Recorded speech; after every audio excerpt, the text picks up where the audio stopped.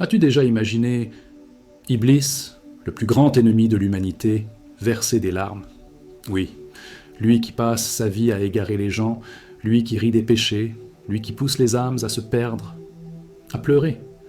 Et pas une seule fois, mais à 4 moments précis, des moments tellement puissants qu'il n'a pas pu retenir ses larmes de douleur, de rage et de défaite. Ces instants font partie des mystères coraniques les plus bouleversants. Ce sont des vérités cachées que beaucoup ignorent, mais qui peuvent transformer ta foi, ton cœur, ta vie. Pourquoi ? Parce que chaque fois qu'Iblis a pleuré, cela signifiait que la lumière d'Allah subhanahu wa ta'ala était en train de triompher. Et toi, mon frère, ma sœur, si tu comprends bien ces événements, tu sauras exactement comment le vaincre dans ta propre vie. Dans cette vidéo, nous allons parcourir ensemble les 4 moments les plus terrifiants pour Iblis, des événements prophétiques, des signes envoyés par Allah subhanahu wa ta'ala, et des leçons spirituelles qui peuvent t'aider à renforcer ton âme, à purifier ton cœur et à devenir un véritable serviteur protégé. Mais avant de commencer, laisse-moi te dire une chose importante. Beaucoup de personnes regardent nos vidéos chaque semaine, se nourrissent de ces connaissances occultes de l'islam, découvrent des secrets spirituels extraordinaires, mais ne sont toujours pas abonnés à cette chaîne.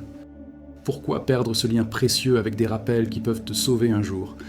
Si tu veux faire partie de ceux qui marchent vers la lumière d'Allah subhanahu wa ta'ala, abonne-toi maintenant à la chaîne Les Voix de la Lumière.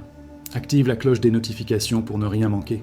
Crois-moi, ce que tu vas découvrir aujourd'hui peut changer ton regard sur ta foi, et surtout, éloigner Iblis de ta vie à jamais. Es-tu prêt ? Alors écoute attentivement, car voici les 4 moments où Iblis a pleuré de désespoir. Le moment où Iblis a été maudit par Allah subhanahu wa ta'ala. Il fut un temps, avant la chute, où Iblis se tenait parmi les êtres les plus dévoués. Il n'était pas un ange, mais son adoration intense et constante lui avait donné une place élevée parmi les créatures célestes. C'est là, au cœur du mysticisme islamique, que se cache l'une des vérités cachées les plus troublantes. Celui qui était autrefois un modèle d'adoration est devenu le symbole absolu de la rébellion. Quand Allah subhanahu wa ta'ala créa Adam alayhi salam, il ordonna à tous les anges de se prosterner devant lui. Tous obéirent. Tous, sauf Iblis. Pourquoi ? Par orgueil ? Par jalousie ? Il osa dire « Je suis meilleur que lui. Tu m'as créé de feu et lui d'argile. » Sourate Al-Araf 7:12. Cette réponse, pleine d'arrogance, marque le début de sa chute éternelle. Et c'est là que se produit l'irréversible. Le Créateur, dans sa majesté infinie, le maudit. « Descends d'ici. Il ne t'appartient pas d'être orgueilleux ici. Sors, tu es du nombre des méprisés. » Sourate Al-Araf 7:13. À cet instant précis, Iblis sentit quelque chose qu'il n'avait jamais connu, l'humiliation spirituelle. Ce fut le premier moment où il versa des larmes, mais pas des larmes de repentir. Non, des larmes de rage, de haine, de perte. C'est un point capital dans la philosophie islamique. Le péché d'Iblis ne fut pas un simple acte, mais une posture intérieure de rejet de la sagesse divine. Voilà pourquoi son exemple est étudié à travers les âges, dans le cadre des connaissances occultes de l'islam. Ce moment est essentiel à comprendre pour tout croyant. Il ne s'agit pas d'un simple récit antique, c'est un miroir tendu à chacun d'entre nous. Chaque fois que nous refusons d'obéir à un commandement divin, sous prétexte que notre opinion est meilleure, ne répétons-nous pas la même erreur ? Voilà pourquoi les savants ont tant insisté sur l'importance de l'humilité spirituelle. Dans la philosophie islamique, l'humilité est une lumière qui éclaire l'âme et l'empêche de suivre les traces de celui qui fut maudit à jamais. Iblis, en refusant une seule prosternation, a perdu sa place auprès d'Allah subhanahu wa ta'ala. Qu'en est-il de nous, qui refusons parfois 5 prières par jour ?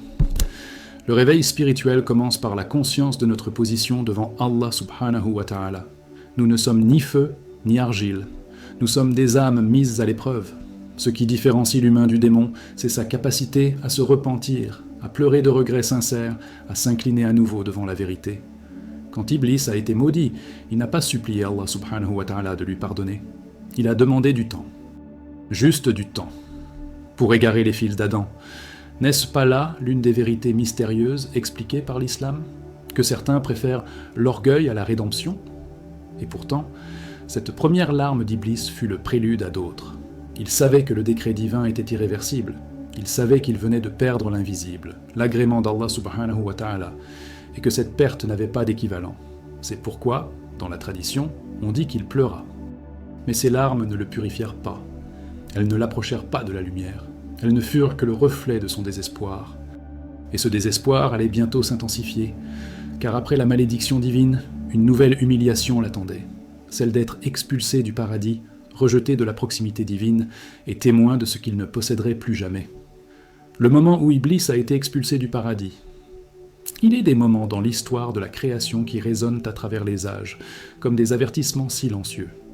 L'expulsion d'Iblis du paradis est l'un de ces événements gravés dans le mysticisme islamique.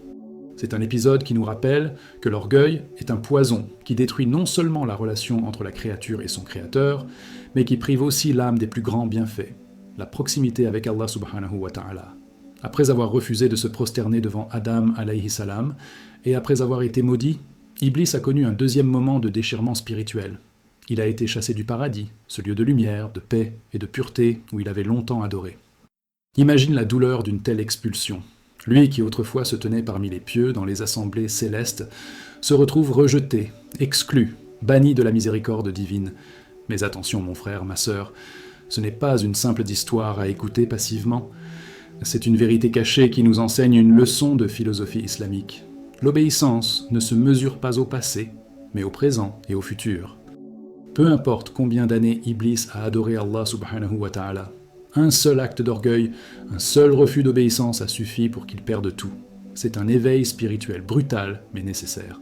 Dans les mystères coraniques, il est rapporté qu'Allah subhanahu wa ta'ala lui a dit « Sors d'ici, car tu es banni, et sur toi sera ma malédiction jusqu'au jour de la rétribution. » Sourate Sad 38, 77, 78. Ces paroles sont d'une puissance inouïe.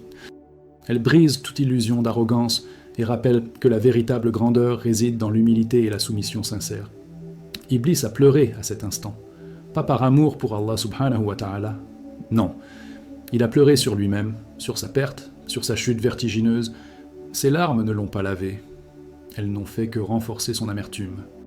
Et toi, cher spectateur, combien de fois la vie t'a-t-elle expulsé de situations confortables pour t'enseigner l'humilité ? Combien de fois as-tu perdu quelque chose que tu croyais acquis, simplement pour te rappeler que tout appartient à Allah subhanahu wa ta'ala ?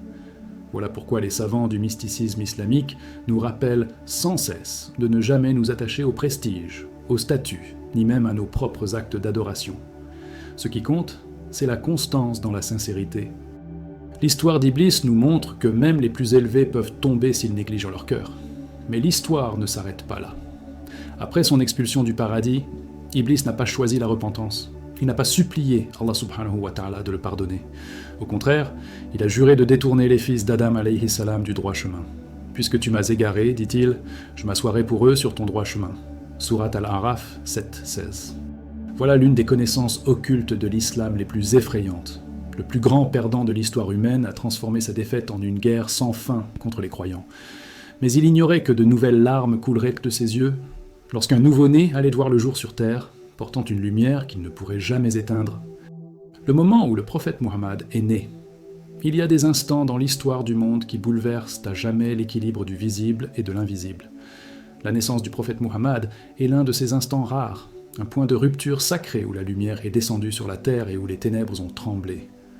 Dans les profondeurs du mysticisme islamique, il est rapporté que lorsqu'il est né, un cri d'effroi a été poussé dans les royaumes du monde caché. C'était Iblis. Oui, Iblis lui-même a pleuré, pas de joie, pas de repentir, mais de panique, car il savait que sa domination sur les cœurs venait de recevoir un coup fatal. Une lumière que rien ne pourrait jamais éteindre venait de naître à la Mecque. Pourquoi une simple naissance ferait-elle pleurer le maître de l'illusion ? Parce qu'Iblis connaît mieux que quiconque le pouvoir de la prophétie. Il savait que cet enfant n'était pas un enfant comme les autres. Il avait entendu les anciens récits, les signes et prophéties transmis de génération en génération, qu'un homme viendrait purifier la religion d'Abraham alayhi salam, rétablir la vérité, briser les idoles et guider les cœurs égarés. Cette naissance marquait le début d'un éveil spirituel global, un appel qui traverserait les siècles, les continents, les civilisations. Et cela, Iblis ne pouvait pas l'empêcher. Dès son plus jeune âge, le prophète Muhammad était entouré de phénomènes mystérieux. Des érudits juifs et chrétiens reconnaissaient en lui les signes des anciens livres, des nuages le suivaient, des ombres le protégeaient. À travers les mystères coraniques, Allah subhanahu wa ta'ala nous révèle que cet homme est une miséricorde pour les mondes, Sourate Al-Anbiya 21, 107. Et Iblis qui avait dominé les peuples par l'idolâtrie, le sang et l'orgueil, voyait cette miséricorde comme une menace à son royaume d'ombre. Il savait que les jours de l'ignorance touchaient à leur fin. Voilà pourquoi il a pleuré. Pour toi, cher frère, chère sœur, ce moment devrait être une source d'inspiration quotidienne. La naissance du prophète n'est pas un simple fait historique, c'est un savoir occulte de l'islam. Un rappel que même dans les périodes les plus sombres, Allah subhanahu wa ta'ala peut envoyer une lumière. Et cette lumière est encore vivante aujourd'hui. À travers la sunna, à travers la récitation du Coran, à travers chaque action faite sincèrement pour Allah. Tu veux faire pleurer Iblis à ton tour?